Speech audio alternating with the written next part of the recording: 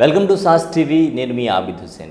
ఈరోజు మనతో స్టూడియోలో నెల్లూరు జిల్లా అధికార ప్రతినిధి, టీడీపీ జిల్లా అధికార ప్రతినిధి సాబిర్ ఖాన్ ఉన్నారు. వారితో మాట్లాడి జిల్లాలో తెలుగుదేశం పరిస్థితి ఏ విధంగా ఉంది, రాష్ట్రంలో టీడీపీ పరిస్థితి ఏ విధంగా ఉంది, బీజేపీతో పొత్తు పెట్టుకోవాల్సిన అవసరం ఏమొచ్చింది, జగన్తో పోటీ చేయలేకనే పొత్తుకు వైపు మొగ్గు చూపడం జరిగిందా, ఇటువంటి విషయాలన్నీ కూడా ఒకసారి డిస్కస్ చేద్దాం. సాబిర్ ఖాన్ నమస్తే అండి. నమస్కారం భాయ్. సాబిర్ ఖాన్ గారు, చెప్పండి. ప్రధానంగా మన జిల్లాలో తీసుకుంటే తెలుగుదేశం పరిస్థితి ఏ విధంగా ఉంది? స్వర్గీయ నందమూరి తారక రామారావు గారు ఆ రోజు అత్యంత క్లిష్ట పరిస్థితుల్లో ఉన్నప్పుడు ఆంధ్ర రాష్ట్రం విభజించిన తర్వాత ఆంధ్రులను మద్రాసులుగా పిలుస్తున్నటువంటి తరుణంలో తెలుగు వాళ్ళ ఖ్యాతి పెంచేదానికి, తెలుగువారి ఆత్మగౌరవం కోసం ఆ రోజు బడుగు బలహీన వర్గాల కోసం అందరినీ సమన్వయం చేసుకొని కూడగట్టినటువంటి పార్టీ తెలుగుదేశం పార్టీ. తద్వారా బలహీన వర్గాలన్నీ కూడా అభ్యున్నతికి కూడా పాటుపడ్డాయి. ఈరోజు చాలామంది ఎస్సీలు, బీసీలు, ఎస్టీలు ఈరోజు మంత్రులుగా, ఎమ్మెల్యేలుగా ఈరోజు రాణిస్తున్నారంటే తెలుగుదేశం పార్టీ యొక్క ఖ్యాతి అని చెప్పి ఈరోజు. ఎందుకోసమే అంటే తెలుగుదేశం పార్టీ తెలుగువారి ఆత్మగౌరవం కోసం ఏర్పడినటువంటి పార్టీ. ఖచ్చితంగా అటువంటి పార్టీ ప్రాంతీయ పార్టీగా అభివృద్ధి చెందాలనేటువంటి నైజంతో ఉండేటువంటి పరిస్థితుల్లో బీజేపీతో పొత్తు పెట్టుకొని తెలుగుదేశం పార్టీ కేంద్రానికి, అంటే బీజేపీ గవర్నమెంట్ బీజేపీకి తాకట్టు పెట్టింది పార్టీని అనేటువంటి మాట వింటే మీరేమంటారు? బీజేపీకి తాకట్టు పెట్టాల్సిన అవసరం తెలుగుదేశం పార్టీకి లేదు. మరి పొత్తు కోసం ఎందుకు వెంపర్లాడారు? పొత్తుకు వెంపర్లాడటం కాదు, మేము బీజేపీతో కాదు పొట్టు పెట్టుకుంది. భారతదేశంలో ఎన్ని రాష్ట్రాలు ఉన్నాయో అన్ని ప్రాంతీయ పార్టీలు కలిసి దాదాపు 40 ప్రాంతీయ పార్టీలు కలిసిన పెద్ద కూటమి ఎన్డీఏ కూటమి, అందులో బీజేపీ. ఈరోజు భారతదేశంలో 2 పార్టీలు, ప్రధానంగా జాతీయ పార్టీలు 2, ఒకటి కాంగ్రెస్, 2 బీజేపీ, ఒకటి యూపీఏ కూటమి, ఇంకోటి ఎన్డీఏ కూటమి. ఈరోజు భారతదేశంలో వివిధ రాష్ట్రాల్లో ఉన్నటువంటి ప్రాంతీయ పార్టీలు అన్నీ కూడగట్టుకొని ఒక కూటమిగా చేరిన కూటమి పేరే ఎన్డీఏ. అందులో బీజేపీ పార్టీ, ఆంధ్రప్రదేశ్ రాష్ట్రంలో తెలుగుదేశం. కానీ లీడ్ చేస్తున్నది బీజేపీ, చర్చలు జరుపుతున్నది బీజేపీతో. ఖచ్చితంగా ఇప్పుడు ఎన్డీఏ కూటమితో అంటే బీజేపీ ప్రధానంగా పెద్ద దిక్కుగా ఉంటుంది, సింహభాగం దానికే ఉంటుంది. యూపీఏ కాడికి వచ్చేసరికి కాంగ్రెస్ ప్రధానంగా చూస్తుంది. మీరు చూడండి, కొన్ని రాష్ట్రాల్లో కాంగ్రెస్ ప్రభావితం చేయలేదు, అయినా కేంద్రంలోకి వచ్చేసరికి యూపీఏ పేరు వస్తే ముందు కాంగ్రెస్ అయ్యాడు. అలాగా ఎన్డీఏలో కూడా ఎన్ని పార్టీలు కూడగట్టుకొని కూటమి చేసినా ఆడ నెంబర్ 1 స్థానంలో బీజేపీ ఉంటుంది. మీరు గతంలో చూశారు, ఎన్నిసార్లు తెలుగుదేశం పార్టీ ప్రభుత్వం ఏర్పాటు చేసినా ఎన్డీఏ కూటమితో కలిసే పోటీ చేసింది, ప్రభుత్వాలు కొనసాగినాయి. దాదాపు 15 సంవత్సరాలు పవర్లో ఉన్న పార్టీ తెలుగుదేశం పార్టీ ఎన్డీఏ కూటమితో కలిసి నడిచింది. హైదరాబాద్ ఈరోజు భారతదేశంలో అగ్రగామి రాష్ట్రాల్లో ఉన్నటువంటి రాష్ట్రంలో ఒక రాష్ట్రం తెలంగాణ అయినప్పుడు దానికి ఖ్యాతి పెంచింది తెలుగుదేశం పార్టీ, ఎన్డీఏ కూటమితో కలిసింది. అంటే మీరు ఈరోజు అంటున్నారు, అయితే గతంలో మరి మోడీని చంద్రబాబు నాయుడు ప్రత్యక్షంగా వ్యతిరేకించినటువంటి పరిస్థితి చూసాం. ముస్లిమ్స్కి ఇబ్బంది కలుగుతుంది, ముస్లింని తరిమేస్తారు అనేటువంటి విధంగా కామెంట్ చేసినటువంటి పరిస్థితి కూడా మనం సోషల్ మీడియాలో వైరల్ అయితే చూసాం. సో అటువంటి పరిస్థితుల్లో 2019లో ఒక రకంగా, 2024లో ఒక రకంగా మారిపోతుందా? మారదండి. ఎందుకంటే రాష్ట్ర ప్రయోజనాల కోసం ఎన్డీఏ కూటమి ఏదైతే 2014-19లో ఏదైతే పొత్తుకు వెళ్ళామో, ఆ రోజు ప్రభుత్వం కేంద్రంలో బీజేపీ ప్రభుత్వం, రాష్ట్రంలో తెలుగుదేశం ప్రభుత్వం ఉంది.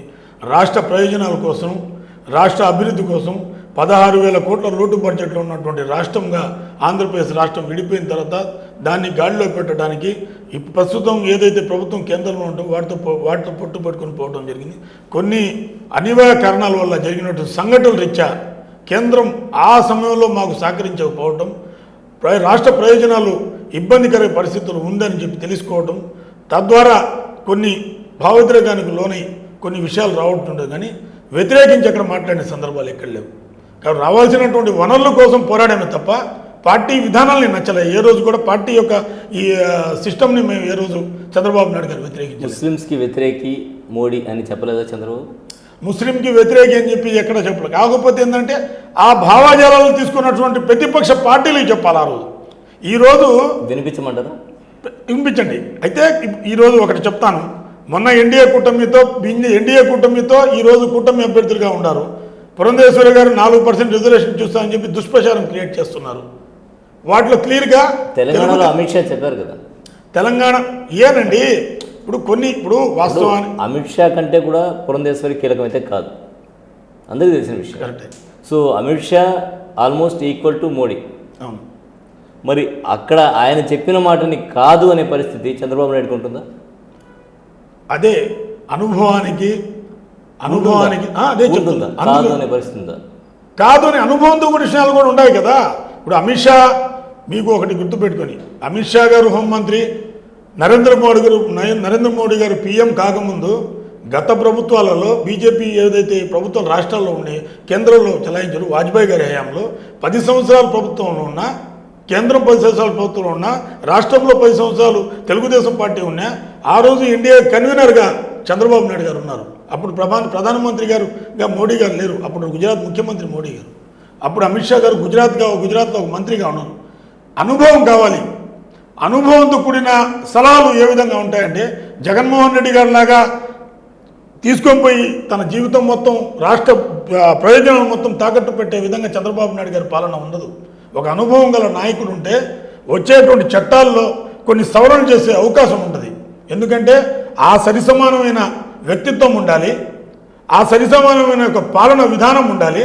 ఎన్డీఏ కన్వీనర్గా గతంలో ఎన్డీఏ ప్రభుత్వానికి ఎన్డీఏ కన్వీనర్గా వ్యవహరించినటువంటి చంద్రబాబు నాయుడు గారు రేపు ఏదైనా ముస్లిం మైనార్టీస్ కానివ్వండి, ఎస్టీ ఎస్సీ బీసీలకు కానివ్వండి వ్యతిరేక చట్టాలు తెచ్చినప్పుడు ఇతని అనుభవం తీసుకుపోయి ఈ విధంగా ఈ కమ్యూనిటీకి మాకు ఇబ్బందికర పరిస్థితి ఉంటుంది, ఈ చట్టాల్లో ఇటువంటి విధానాలు, ఈ యొక్క విధానాన్ని మార్చాల్సిన అవసరం ఉందని చెప్పగలిగే నాయకుడు ఉన్నప్పుడే రాష్ట్ర ప్రయోజనాలు గాడిన పడతాయి. అలా కాకుండా గతంలో 2019లో 25కి 25 నుండి నేను మెడలు వంచుతాం, మెడలు తీస్తామని చెప్పిన జగన్మోహన్ రెడ్డి గారు 23 సీట్లు గెలిపించిన తర్వాత ఒక పక్క రాష్ట్రంలో, ఒక పక్క కేంద్రంలో 2 తీసుకుపోయి మోడీ గారి కాలం దగ్గర పెట్టలేదుగా చంద్రబాబు నాయుడు గారు. పెట్టలేడు కూడా, ఎందుకంటే ఆయనకున్నటువంటి మోడీ గారి కాళ్ళ దగ్గర పెట్టలేమంటున్నారు. ప్రత్యేక హోదా ఇప్పిస్తాం అనేటువంటి స్టేట్మెంట్ కేంద్రం చేత ఇప్పుడు ఎన్నికల టైంలో చేయించగలరు, చేయిస్తారు. ఎందుకంటే ప్రత్యేక హోదా ఇస్తామని కానీ, అదేవిధంగా ఏదైతే ప్రధానంగా ముస్లిమ్స్లో ఉండేటువంటిది సిఏఏ ఎన్ఆర్సీ చట్టాలు ఏపీలో అమలు చేస్తారేమో అనేటువంటి ఒక భయాందోళనలో ముస్లిం సమాజం ఇప్పుడు ఈరోజు ప్రస్తుత పరిస్థితిలో ఉన్నారు. చాలామంది ఇదే డిస్కషన్స్, గ్రూప్స్లో కూడా ఇదే డిస్కషన్ జరుగుతుంది. పరిస్థితి ఏంటి, మనం ఎవరికి ఓటేసుకోవాలి, ఎవరిని గెలిపించుకోవాలి అనేటువంటి ఒక మీమాంసలో ముస్లిమ్స్ సమాజం బతుకుతుంది. సో వాళ్ళకి ఏం సమాధానం చెప్తారు? చంద్రబాబు నాయుడు చేత ఒక స్టేట్మెంట్ ఇప్పించగలరా? మైనార్టీ నాయకులు అందరూ కలిసి ఈ విధంగా ఏపీలో అమలు చేయలేం, అమలు చేయకుండా చేస్తాం మేము వస్తే అనేటువంటి ఒక స్టేట్మెంట్ సిబిఎన్ చేత ఇప్పించగలరా? ఖచ్చితంగా ఇప్పించగలరు. ఎందుకంటే ఒకటి చెప్తామేనండి సార్, సిఏఏ చట్టాలు, NRC, NPR not only Andhra Pradesh, భారతదేశంలో అనేక రాష్ట్రాలు ముస్లిం మైనార్టీ ప్రభావిత ప్రాంతాలు ఉన్నాయి, వివిధ వర్గాలు ఉన్నాయి, వివిధ భాషలు ఉన్నాయి. అసలు భారతదేశంలో భిన్నత్వంలో ఏకత్వం. బయట కంట్రీస్, అమెరికా, యూరోప్ కంట్రీల్లో ఈరోజు పౌరసత్వం ఉంది. అక్కడ ఎందువల్ల పౌరసత్వం ఉన్నదాని వల్లే ఎకనామికల్గా కానివ్వండి, మనకు ఫినాన్షియల్గా కానివ్వండి, రెవెన్యూ పరంగా కానివ్వండి, ఆ దేశాలు ఉన్నతమైన స్థానాల్లో ఉన్నాయి. కానీ మా భారతదేశంలో వివిధ మతాలు, విభిన్నమైన వర్గాలు, వివిధమైన ఆచారాలు ఇవన్నీ ఉన్నప్పటికీ ఏంటంటే ఇలాంటి చట్టాలు కొంతమేర అమలు కావడానికి కొంత సమయం పడుతుంది. ఇది ఒక్క ఆంధ్రప్రదేశ్ రాష్ట్రానికి సంబంధించినటువంటి విషయం. అంటే మాది లౌకిక రాజ్యం అయితే ప్రధానంగా ముస్లింలు ఈ చట్టాలని వ్యతిరేకించడానికి ప్రధాన కారణం ఏంటంటారు? ఎందుకు వ్యతిరేకిస్తున్నారు? చట్టాలు చేసేటప్పుడు ఒక రకమైన విధానాలు ఉంటాయి. ఊరికే ఈరోజు బీజేపీ అని చెప్పేసి ఒక బూచి చూపించి మాట్లాడుతున్నారు. ముస్లింలని పంపించేస్తామని చెప్పటం లేదు అక్కడ. ఆ చట్టం ముస్లింలు ఒకరిని పంపించేస్తామని చెప్పటం లే. వాళ్ళకి పౌరసత్వం రావాలండి, ఇన్ని సంవత్సరాల నుంచి వాళ్ళు ఇక్కడ స్థానికంగా ఉండాలి, దానికి కావాల్సిన ప్రూఫ్స్, దాంట్లో బిల్లో ఉన్నటువంటి విధి విధానాలు ఇవన్నీ చాలా ఉన్నాయి. వీటిని తప్పుదోవ పట్టించి కొన్ని వర్గాల ప్రతిపక్ష పార్టీలు కానివ్వండి, కొన్ని ప్రతిపక్ష సంఘాలు కానివ్వండి దుష్ప్రచారాన్ని క్రియేట్ చేసి ఆ భయాందోళనకు గురి చేస్తున్నాయి తప్ప, ఇదే నేను ఏం చెప్పానంటే భారతదేశంలో ఒక కేంద్రంలో ప్రభుత్వం ఉన్నప్పుడు ఏ రాష్ట్ర ముఖ్యమంత్రి అయినా ఆ కీ రోల్ పొజిషన్లో కూర్చొని ఆ చట్టం చేసేటప్పుడు కొన్ని సలహాలు ఈగల కెపాసిటీ ఉన్నప్పుడు వీటికి ఒక సరైన గాడి పడుతుంది. దానికి చంద్రబాబు నాయుడు గారు సరైన వ్యక్తి. ఒక అనుభవపరంగా, పాలన పరంగా, రాజకీయ పరిజ్ఞానం పరంగా ఆయనకున్నటువంటి అనుభవంలో అమిత్ షా గారికి కానివ్వండి, మోడీ గారికి కానివ్వండి, ఆ శాఖకు సంబంధించినటువంటి మంత్రిత్వ శాఖలో ఈ విధానాలు కొన్ని ఇబ్బందికరమైన పరిస్థితులు ఉంటాయి. ఈ కమ్యూనిటీకి ఈ రాష్ట్రంలో ఇబ్బందికరమైన పరిస్థితులు, వీటిని ఈ విధంగా మారిస్తే బాగుంటుంది, వీటిని ఖచ్చితమైన గాడిలో పెట్టాల్సిన అవసరం ఉందని చెప్పి చెప్పగలిగే నాయకుడు ఉన్నప్పుడే రాష్ట్ర పరిస్థితి కానివ్వండి, రాష్ట్ర అభివృద్ధి కానీ, రాష్ట్ర పురోగతిని సాధించగలుగుతాం. అలా కాకుండా మంత్రులు ఇచ్చారు, ఎంపీలు ఇచ్చాము, సంతకం పెట్టేయండి అని చెప్పి మూకముడిగా సంతకాలు పెట్టేసి ఇక్కడికి వచ్చేసి మేమేం చేయలేదు, మేము ముస్లింల పక్షపాతి అన్నట్టు కుదరదు కదా. ప్రతిపక్ష నేతగా ఉన్నా కూడా దీని మీద ఒక స్టేట్మెంట్ ఇచ్చేటువంటి అవకాశం ఉంటుంది. మొత్తానికి తీసుకుంటే ప్రధానంగా అధికార పక్షంలో ఆ రోజు ఉన్నటువంటి రూరల్ ఎమ్మెల్యే కోటంరెడ్డి శ్రీధర్ రెడ్డి తప్పితే ఇంకెవ్వరు కూడా దీని మీద ఎక్కువగా స్పందించినటువంటి పరిస్థితి లేదు. అవును, అటు ఎంపీ మిథున్ రెడ్డి అలాగే విజయసాయి రెడ్డి పార్లమెంట్లో మాట్లాడారు, అది ఓకే. సో ఎందుకని ఎక్కువగా దీని మీద స్పందించట్లేదు? ఒక వర్గం అంత ఆలోచిస్తూ ఉంటే మీకు ఎలాంటి ఇబ్బంది ఉండదు, మేమంతా మీతో ఉన్నాము అనేటువంటి ఒక స్టేట్మెంట్ని ఎందుకు నాయకులు ఇవ్వలేకపోతున్నారు? కారణం ఏంటి? ఒకటండి, ఏదైతే రిజర్వేషన్స్ ఎన్ఆర్సీ ఎన్పిఆర్ గురించి మాట్లాడుతున్నారు, 2019లో రాష్ట్రంలో వైఎస్ఆర్ కాంగ్రెస్ పార్టీ ప్రభుత్వం వచ్చిన తర్వాత 22,000 ఎంపీలు వైఎస్ఆర్ కాంగ్రెస్ చెందినవాడు, ముగ్గురు ఎంపీలు తెలుగుదేశం పార్టీ, ఒక ఎంపీ అయితే సంతకం కూడా చేయలేదు, దాని కొరకు వ్యతిరేకించినాడు. ఎందుకంటే విధానాలని బట్టి తెలుగుదేశం పార్టీ కొన్ని విధానాలని ఏంటంటే తుచ్చా తప్పకుండా పాటిస్తున్నాడు. గతంలో కూడా రిజర్వేషన్స్ ఏదైతే ఇప్పుడు ఈరోజు రిజర్వేషన్పై దుష్ప్రచారాలు చేస్తున్నారో, 2014 నుంచి 19 వరకు ఎన్డీఏ ప్రభుత్వంలో, ఎన్డీఏ గవర్నమెంట్ ఏదైతే కేంద్రంలో ఉందో, రాష్ట్రం తెలుగుదేశం ప్రభుత్వం 4% రిజర్వేషన్ కోసం కోర్టులో ఉంటే తెలుగుదేశం పార్టీకి చెందినటువంటి నాయకులు, మంత్రులుగా, ఎవరైతే ఎమ్మెల్సీలుగా ఎవరైతే కీలకమైన బాధ్యతలు ఉన్నారో వాళ్ళు నిష్ణార్థులైన ఒక న్యాయవాదులను 5గురు తీసుకొని ఈ యొక్క రిజర్వేషన్ ఎటువంటి పరిస్థితుల్లో ముస్లింలకు వ్యతిరేకంగా ఈ యొక్క తీర్పు రాకూడదని చెప్పి కాపాడినటువంటి సంఘటన తెలుగుదేశం పార్టీది, చంద్రబాబు నాయుడు గారిది. ఈ 5 సంవత్సరాలలో దీని గురించి ఎక్కడైనా వైసీపీ ప్రభుత్వానికి ఫలానా కేసు దీని మీద ఇట్లా ఉందని ఏదైనా శాఖ మంత్రికి తెలుసా? పోనీ మైనార్టీ మినిస్టర్కి ఎవరైనా తెలుసా? అసలు పట్టించుకోలేదు. ఖచ్చితంగా తెలుగుదేశం ప్రభుత్వంలో రేపు ఎన్డీఏ కూటమిలో ప్రభుత్వంలో వచ్చినా కూడా ముస్లింలకి ఇబ్బంది లేకుండా చూసే బాధ్యత చంద్రబాబు నాయుడు గారు ఖచ్చితంగా తీసుకుంటారు. గతంలో మత కలహాలు ఉన్నప్పుడు ఆ సందర్భంలో హైదరాబాద్లో జరిగిన అల్లర్లకి అడ్డుకట్ట వేసి దాన్ని ఏ విధంగా ఈ ముస్లింలకి ఈ యొక్క మత కలహాలు రాకుండా ఆపినటువంటి పార్టీ తెలుగుదేశం పార్టీ. ఇక్కడ ముస్లిం మైనార్టీస్ కాదు, వివిధ రకాలైన కులాలు, మతాలు, వివిధ రకాలు ఉన్నాయి. వాళ్ళన్నింటినీ జాగ్రత్త పరిచి వాళ్ళన్నింటినీ మంచి సరైన పాలన నడిపించే విధానం చంద్రబాబు నాయుడు గారు అయితేనే చేయగలుగుతాడు.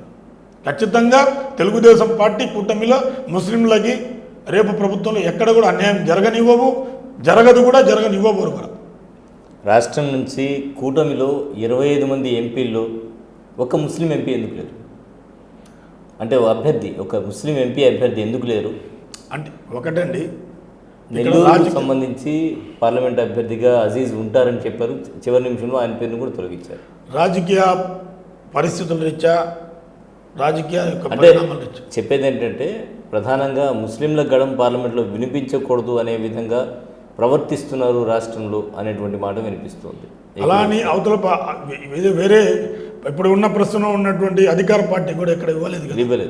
కాకపోతే ఇవి రాష్ట్రంలో, కేంద్రంలో ముస్లింలు మా వాణి వినిపించుకోకూడదని ఇది అనవసరమైన మాట. ఎందుకంటే ఇది ఒక దుష్ప్రచారమే.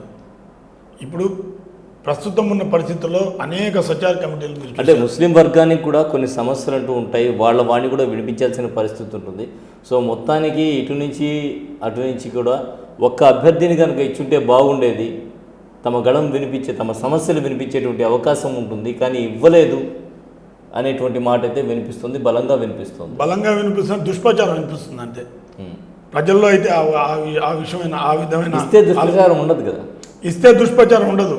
కానీ ప్రస్తుతం ఉన్నటువంటి ఒకటి మీరేమో ఆలోచించాలంటే, ప్రస్తుతం ముస్లిం మైనార్టీస్లో ఎక్కడ డిమాండ్ ఉంటుందో అక్కడ సప్లై ఉంటుంది. ఇక్కడ డిమాండే లేనప్పుడు సప్లై ఎక్కడి నుంచి ఉంటుందండి? రాష్ట్రంలో మైనార్టీస్లో ఈరోజు మేము రాజకీయాల్లో కొనసాగుతున్నాం, ఈరోజు కనబడుతున్నాం. ఈరోజు మేము అత్యధిక శాతంలో ముస్లిం మైనార్టీసు రాజకీయ అటు ప్రతిపక్ష పార్టీ కానివ్వండి ఇటు అధికార పక్షంలో కానివ్వండి మైనార్టీసు లీడర్స్గా ఇప్పుడు వస్తున్నాడు అప్పుడు ఎందుకంటే ఒక రాజకీయ అవగాహన వచ్చింది. రాజకీయ అవగాహన ఈరోజు ముస్లింలో చైతన్యం వస్తుంది. చైతన్యం ఒకటే సాలదు. రాజకీయం అంటే అనేక రాజకీయ అవగాహన లేరంటారా?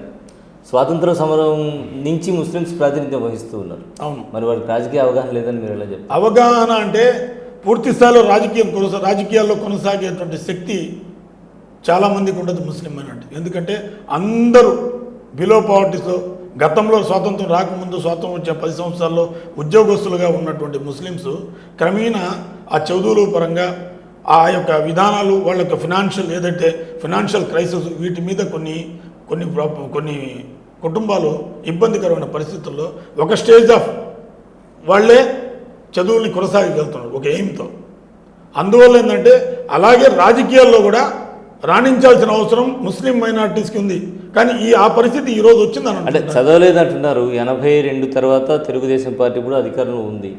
సో ఎందుకు పిల్లల్ని చదివించేటువంటి పరిస్థితులు తీసుకురాలేకపోయింది ప్రభుత్వం? అది ప్రభుత్వ వైఫల్యం కాదా? ప్రభుత్వం వైఫల్యం కంటే కూడా ప్రభుత్వం ఎంత ప్రయత్నం చేస్తుందో దాంట్లో ప్రజల ద్వారా కూడా అదే స్పందన రావాలి. అది పబ్లిక్లు కానివ్వండి సామాజిక వర్గ పరంగా కానివ్వండి ప్రభుత్వం ఎంత కృషి చేస్తుందో దానికి తోడు ప్రజల యొక్క సహకారం కూడా కావాలి. ప్రభుత్వం ఎంత కృషి చేసినా కూడా ప్రజల సహకారం లేకపోతే ఏది చేయలేము. మీరు అన్నట్టు కీలక నేతలు కావడానికి కొన్ని వర్గాలు సహకరించట్లేదు రాజకీయాల్లో. ఖచ్చితంగా. లేకపోతే ఆ రోజు ఇండియా గేట్లో ఉండేటువంటి పేర్లలో ఎక్కువ శాతం ముస్లిమ్స్ పేర్లు, ముస్లిమ్స్ అమరవీరుల పేర్లు ఉండే. అంటే రాజకీయ చైతన్యం లేదు అంటున్నారు మీరు. రాజకీయ చైతన్యం లేదని లేదు నేను. రాజకీయ చైతన్యం రావాలి అంటే ఒక స్టేజ్లోనే వచ్చి లీడర్షిప్ ఆగిపోతుంది. తక్కువ ఉందన్న. కానీ దానికి కారణం ఏంటంటే ఇప్పుడు ఉండేటువంటి వర్గాల్లో కొన్ని వర్గాలు అంటాను నేను, కాదంటారా? ఎందువల్ల ముస్లిమ్స్ని అణగదొక్కుతున్నారు? ఇప్పుడు కూడా 25 సీట్లు ఎంపీ ఉంటే 2 పార్టీలు కూడా ఇవ్వలేదు. అంటే ముస్లింలను రాజకీయంగా అణగదొక్కే ప్రయత్నం జరుగుతుందా? అనేక సమీకరణలు ఉంటాయి రాజకీయాల్లో. నేనేమంటానంటే మీరు అడిగిన ప్రశ్న చాలా ఆనందకరమైన విషయం నాకు. ఎందుకంటే రాజకీయాల్లో చట్టసభల్లో ముస్లిం మైనార్టీస్ ఉండాలనేది నాకు కూడా ఒక గట్టి నమ్మకం ఉంది. ఆ కసితోని ఈరోజు రాజకీయాల్లో కొనసాగుతున్నాను నేను కూడా. కాకపోతే ఇక్కడ కోరిక ఒకటే ఉంటే సరిపోదు.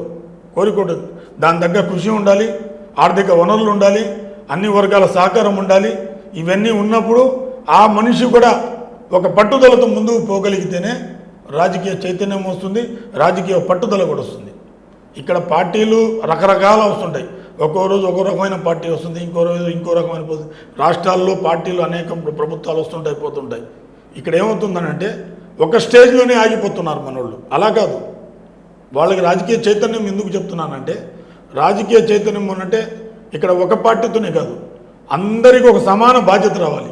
ముస్లిం మైనారిటీ ఎక్కడైనా గట్టి వ్యక్తి నిలబడినప్పుడు మూకుమ్మడిలో అన్ని జమాతులు కలిసి ఒకే ప్లాట్ఫామ్ మీద రావాల్సిన అవసరం ఉంది. అన్ని స్వచ్ఛంద సంస్థలు ముస్లిం మైనారిటీ సంబంధించి ఒకే ప్లాట్ఫామ్ మీదకి రావాలి. ఎవరైతే స్టేక్ హోల్డర్స్ ముస్లిం మైనారిటీస్ ఉన్నారో వాళ్ళు అధిక బాధ్యత తీసుకోవాలి. ఎందుకనంటే నేను ఏం చెప్తున్నా అంటే స్టేక్ హోల్డర్స్ ఎందుకంటే ఇక్కడ ముస్లిం మైనారిటీస్ 10 మంది వస్తే 10 మందిలో ఒకరు కొనసాగే ఒకే ఒక వ్యక్తి ముందుకు పోతుంటాడు. ఈ ముందుకు పోయే వ్యక్తిని 9 మంది పుష్ చేసే విధంగా ఉండాలి. కానీ ఆ పరిస్థితి ఈ రోజు కమ్యూనిటీ ఉందంటారా? నేను యాజ్ ఏ మైనారిటీగా మిమ్మల్ని అడుగుతున్నాను. రైట్, మైనారిటీగా మీరు మంచి పాయింట్ తీసుకున్నారు. నెల్లూరు నుంచి ఒక ముస్లిం మైనారిటీ అభ్యర్థిని నిలబెట్టారు. మరి ఆయనకు సపోర్ట్ చేస్తారా మీరు? నెల్లూరు నుంచి ఒక ముస్లిం మైనారిటీ అభ్యర్థిని ఇచ్చిన దానివల్ల చాలా సంతోషిస్తున్నాను. నేనేమంటానంటే మీరు అన్నారు సపోర్ట్ చేయాలి 9 మంది అని. సో ఉండేటువంటి ముస్లిం నాయకులంతా ఆయనకు మద్దతుగా నిలబడతారా? ఆయన గెలిపించుకుంటారా? ఒక నియోజకవర్గంలో వివిధ రకాల సామాజిక వర్గాలు ఉంటాయి. ఒక ముస్లిం మైనారిటీ ఒకటే సపోర్ట్ చేస్తే గెలిచే పరిస్థితుల్లో రాజకీయాలు లేవు ఈరోజు. వివిధ రకాల సామాజిక కనీసం 9 ఓట్లన్నా పడతాయి కదా. 9 ఓట్లు ఉంటాయి. కానీ ఇక్కడ ఒకటి మీకు అదే చెప్తున్నది ఏంటి, రాజకీయంగా మనుషుల్ని డైవర్ట్ పాలిటిక్స్ చేస్తున్నారు. వాటిని లేదా రాజకీయంగా ఎవరికి వాళ్ళు ఎదగాలి అనేటువంటి తలంపులో ఒక వర్గం అణిగిపోతుంది అంటాను నేను. అది 100% ఉంది. అదే నేను చెప్పేది. అది ఎవరికి ఉండాలి? ఆ వర్గం అణిగిపోవడానికి కారణం ఎవరవుతున్నాం? మేము స్వయం అవుతున్నాం ఒకరి వల్ల. అది మారాలంటున్నాను నేను కూడా. ఎందుకని అంటున్నానంటే ఈరోజు మీరు ముస్లిం మైనారిటీకి ఒక అభ్యర్థికి ఇచ్చారు. ఈరోజు ఎవరైతే వైఎస్ఆర్ కాంగ్రెస్ పార్టీ సిటీ అభ్యర్థిగా 1.5 సంవత్సరం క్రితం ఇదే అధికార పార్టీ ప్రస్తుత సిట్టింగ్ ఎమ్మెల్యేగా ఉన్నటువంటి వ్యక్తికి సర్వే చేస్తే ఒక మంత్రిగా 2 సార్లు ఎమ్మెల్యేగా చేసి పోటీ చేసినటువంటి వ్యక్తి 30,000 ఓట్లతో ఓడిపోతారని చెప్పి సర్వే ఉంది. అలాగే బడా నేతలు ఎవరైతే ఉన్నారో ప్రస్తుత వైఎస్ఆర్సీపీ జిల్లా అధ్యక్షుడు అతని పేరు సర్వే చేస్తే 35,000 ఓట్లతో ఓడిపోతున్నాడు. ప్రస్తుతం ఇంకో వ్యక్తికి పేరు తీసుకునే వల్ల అలా ఓడిపోయే సీట్ ఎందుకు ఇవ్వాలి అంటున్నా నేను. ఏ పార్టీ అయినా గెలిచే సీట్ ఇవ్వండి, గెలిచే సీట్ ఇచ్చి పార్టీ తరపు నుంచి అన్ని వర్గాలకు సపోర్ట్ చేయమని అంటున్నాను. ఓడిపోయే సీట్ అంటున్నారు. ముస్లిం మైనార్టీల ఓట్ల శాతం ఉంది, కనీసం ఆ శాతాన్నైనా ఆ అభ్యర్థికి వేసి గెలిపించుకోవాలి అనే తలంపు ముస్లిం మైనార్టీస్లో ఎందుకు రాదంట? నేను రావాలి, అదే రాజకీయ చైతన్యం. దీన్నే రాజకీయం చైతన్యం అంటామంటే కొన్ని అందరినీ మేము ఇబ్బంది పెట్టదలుచుకోలే ఇక్కడ మాట చెప్పి. ఎందుకంటే కొంతమంది కొంత రకమైన ఒకరు నచ్చుతారు, ఒకరు నచ్చరు. నేనేమంటానంటే అదే ఆ రాజకీయ చైతన్యం అంటే అందరూ ఒక ప్లాట్ఫామ్ మీదకి వస్తేనే ఈరోజు ఒక ముస్లిం మైనార్టీ నాయకుడిగా ఎదగలుగుతాడు. ఇక్కడ ఒక నియోజకవర్గంలో ఇది ఒకటే ఈ కాన్స్టిట్యున్సీలో కేవలం మెజారిటీ ఏదైతే అన్ని ఓట్లు పడే ముస్లిం ఓట్లు అని అంటే దానికి ముస్లిం ఓట్లే అందరూ సహకరిస్తే అయిపోతుంది. అన్ని వర్గాలు ఉన్నాయి ఇక్కడ. ఎస్టీలు, ఎస్సీలు, బీసీలు, మైనార్టీలు ఉంటారు. కొంతమంది అభిమానంతో వస్తారు, కొంతమంది పార్టీతో పుషప్ చేస్తారు. ఈ విధంగా ఉంటాయి. వీటన్నిటిని కూడగట్టుకుంటేనే ఆ అభ్యర్థి బలం బయటపడుతుంది. అట్ ది సేమ్ టైం ఇస్తున్నటువంటి వ్యక్తి కూడా నిత్యం ప్రజల్లో ఉండే విధంగా చూసుకోవాలి, ప్రజలతో మమేకం అవ్వాలి, ప్రజలతో నిత్యం అందుబాటులో ఉండాలి, ప్రజల సమస్యలు వినాలి. ప్రజల సమస్య పట్ల ఒక అవగాహన ఉండగలిగితేనే లీడర్షిప్ ఎస్టాబ్లిష్ అవుతుంది. అభ్యర్థి ప్రకటిస్తే సరిపోదు కదా హుసేన్ గారు. Right, okay. ఇకపోతే జిల్లాలో తీసుకుంటే తెలుగుదేశం పరిస్థితి ఏ విధంగా ఉంది? జిల్లా ఉమ్మడి నెల్లూరు జిల్లా అలాగే నెల్లూరు పార్లమెంట్ 7 నియోజకవర్గాల్లో మెజార్టీ శాతం తెలుగుదేశం పార్టీ కూటమి అభ్యర్థులు గెలవబోతున్నారు. ఎందుకంటే నెల్లూరు నగరం రూరల్లో గత తెలుగుదేశం ప్రభుత్వ హయాంలో దాదాపు 1,100 కోట్ల రూపాయల అభివృద్ధి చేస్తున్నారు. సంక్షేమ పథకాలు వచ్చున్నాయి. ప్రజలు ప్రస్తుతం ఉన్నటువంటి నెల్లూరు నగర ఎమ్మెల్యే యొక్క భాష తీరు, ఆయన మాట్లాడేటువంటి విధానం పట్ల విసిగి వేసారిపోయినారు. ఒక పాలనగా గతంలో నారాయణ గారి కానివ్వండి, అబ్దుల్ అజీజ్ గారు కానివ్వండి, ఇలా తెలుగుదేశం ప్రభుత్వ హయాంలో చేసినట్టు అభివృద్ధి ఇప్పటికీ కూడా ఆ మూలాలు కనబడుతున్నాయి. కాబట్టి ఖచ్చితంగా నెల్లూరు జిల్లాలో, నెల్లూరు పార్లమెంట్లో మెజార్టీ సీట్లు తెలుగుదేశం పార్టీ కైవసం చేసుకున్నారు. అంటే తెలుగుదేశం పార్టీ చేసిన అభివృద్ధి అని మీరు అంటున్నారు. 1కి 3 సార్లు రోడ్లు పగలగొట్టారు, అదేనా అభివృద్ధి అని చంద్రశేఖర్ రెడ్డి అంటున్నారు. అసలు చంద్రశేఖర్ రెడ్డి గారికి రాజకీయ అవగాహన ఎక్కడుందండి? ఆయన టీచరు, ఉపాధ్యాయుడు, ఆయనకి అవగాహన ఉండదా? లేదు. ఆయన స్కూల్ పట్ల 3 సార్లు ఎందుకు పగలగొట్టారు రోడ్లు? ఒక ఏరియా ఉంది, ఇంజనీర్స్ ఉంటారు. ఈ ఏరియాలో ఇక్కడ మార్కింగ్ వేసుకోవాలి, ఇక్కడ కాలువ వేసుకోవాలి, ఇక్కడ పైప్స్ వేసుకోవాలి, ఇటువంటి ఒక కరెక్ట్గా నిర్దిష్టమైనటువంటి ఒక ప్రణాళిక ఉంటుంది. ప్రణాళిక ప్రకారం పోతే ఇన్నిసార్లు నెల్లూరులో రోడ్లు పగలగొట్టాల్సిన అవసరం లేదు అంటారు ఆయన. అది వాస్తవం కాదు. 3 సార్లు పగలగొట్టు అవాస్తవం. అండర్ గ్రౌండ్ డ్రైనేజ్ మీరు దాని ద్వారా ఒకసారి సిమెంట్ రోడ్ వేశారు, ఒకసారి కాలువ కోసం పగలగొట్టారు, మరొకసారి ఇంటికి కుళాయి కనెక్షన్ కోసం పగలగొట్టారు. ఇదే వాడు చెప్తున్నాం ఆ విషయం. ఎండ్ టు ఎండ్ రోడ్లు వేసుకొని మళ్ళీ పగలగొట్టి చేశారు అని. End to end road, under ground drainage ఎక్కడైతే ఏర్పాటు చేస్తున్నారో ప్రతి దగ్గర ఎండ్ టు ఎండ్ రోడ్లు వేస్తున్నారు. ఎందుకంటే ఈరోజు మీరు అంతెందుకండి ఇన్ని మాటలు మాట్లాడుతున్నాడు ఆయన. ఆయనకి ఈ మధ్య ఎమ్మెల్సీ అయినాడు ఆయన. ఈ మధ్య ఆయన రాజకీయంలో నూతనంగా వచ్చాడు. మాలాగా కార్యకర్త స్థాయి నుంచి వచ్చిన వ్యక్తి ఏం కాదు.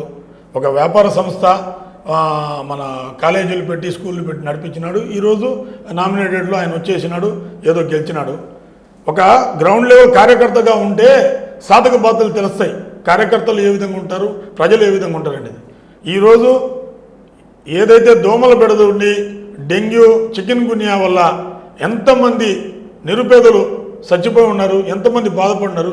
ఈ యొక్క వ్యవస్థని పోవాలని చెప్పేసి ఆ రోజు తెలుగుదేశం ప్రభుత్వం ఒక అండర్ గ్రౌండ్ వ్యవస్థ తీసుకొని వచ్చి అసలు వాటర్ అనేది కనబడకుండా ఈ యొక్క డ్రైన్ వాటర్ ఏదైతే ఉందో డ్రైనేజ్ వ్యవస్థ అనేది బయటకు కనబడకుండా వాటిని సపరేట్ చేయాలని చెప్పేసి దానికి వచ్చేటువంటి ఏదైతే ఇది ఉందో దాన్ని కూడా శుద్ధి చేసి ఒక ప్లాంట్ పెట్టి ఇచ్చేసి దాదాపు 90% పని పూర్తి చేసే ఈ ప్రభుత్వం, వైసీపీ ప్రభుత్వం దాన్ని పూర్తి చేయాలన్నటువంటి దౌర్భాగ్య పరిస్థితులు ఉంటే ఒక జిల్లా అధ్యక్షుడు హోదాలో ఉండి ఒక ఎమ్మెల్సీ స్థానం నుండి 10% నేను చేయలేదని చెప్పకుండా 90% చేసిన ప్రభుత్వంపై 90% చేసినటువంటి నాయకులపై విమర్శిస్తున్నాడంటే దాన్ని బట్టి ఆయనకి రాజకీయ అవగాహన ఎంత ఉన్నది మీరు అర్థం చేసుకోవాలి.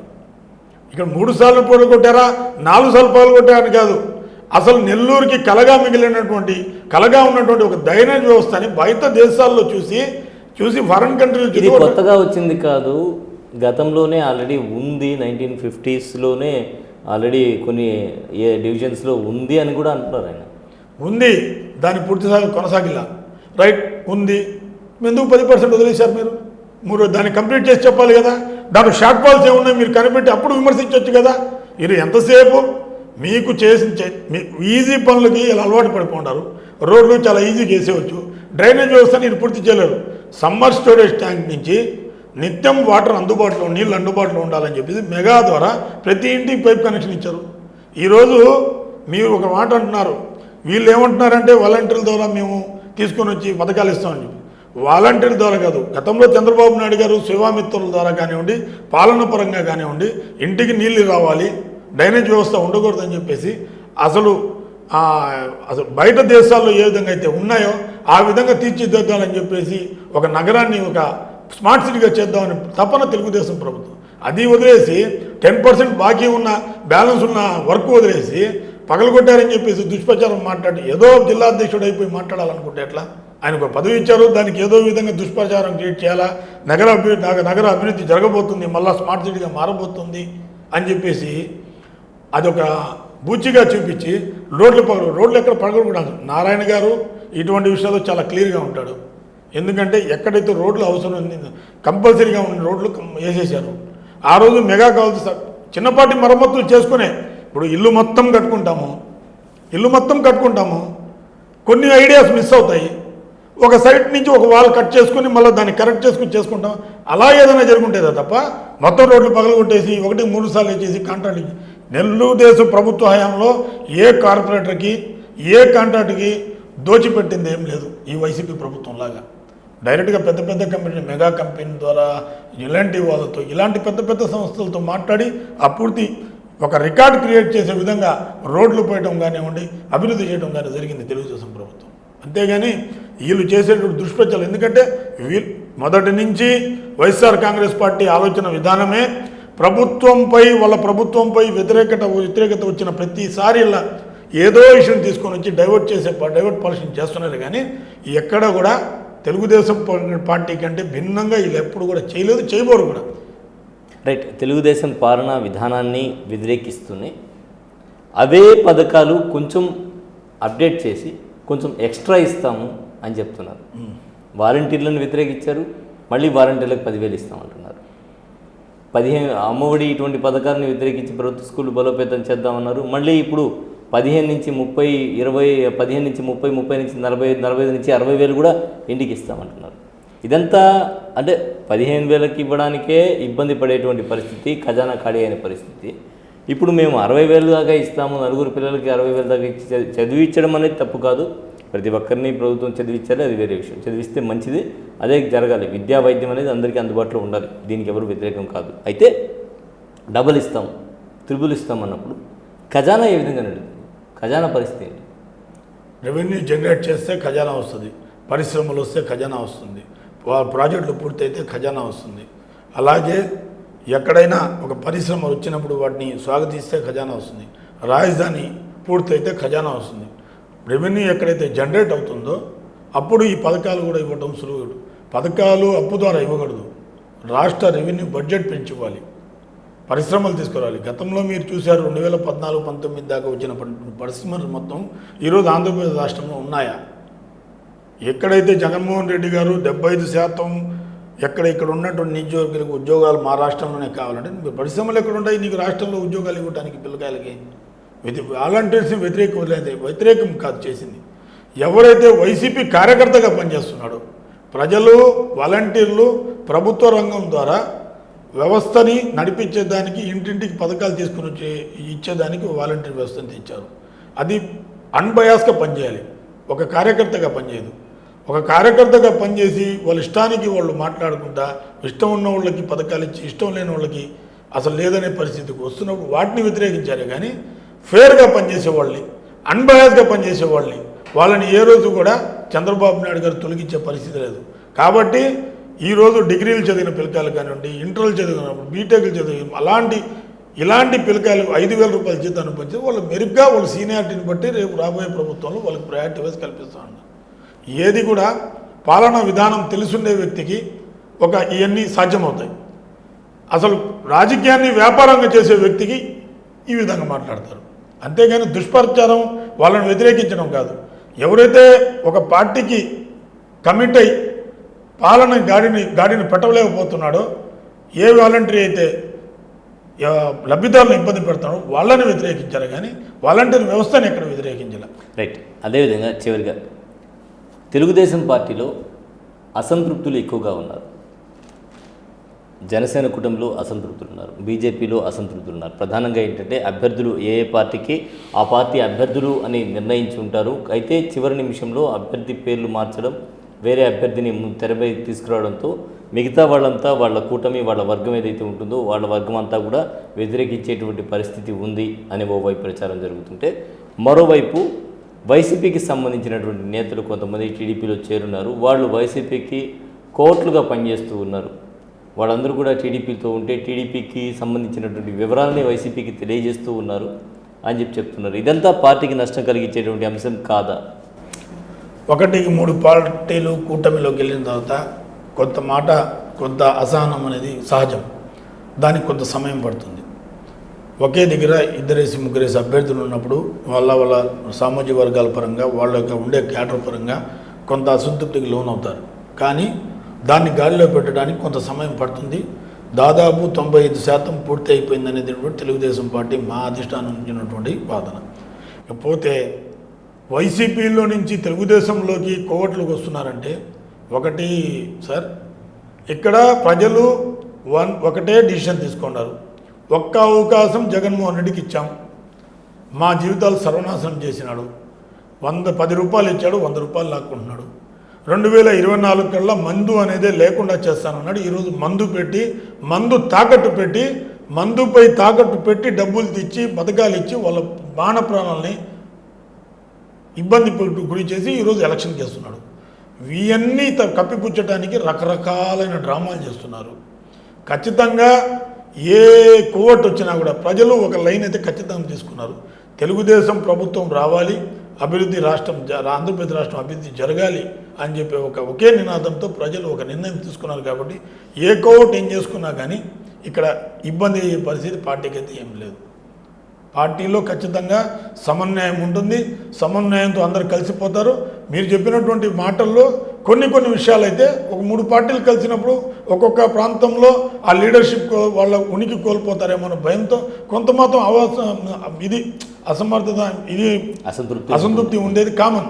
వాటిని కరెక్ట్ చేస్తారు. ఎందుకంటే అల్టిమేట్గా 3 పార్టీల అజెండా ఒకటే, రాష్ట్రం అభివృద్ధి జరగాలంటే కూటమి ప్రభుత్వంలో ఖచ్చితంగా రావాలి, ప్రజలు శ్రేయస్సుగా ఉండాలి అని అంటే కూటమి ప్రభుత్వం ఉండాలనేది ఒక సింగిల్ లైన్తో తెలుగుదేశం పార్టీ పోతుంది.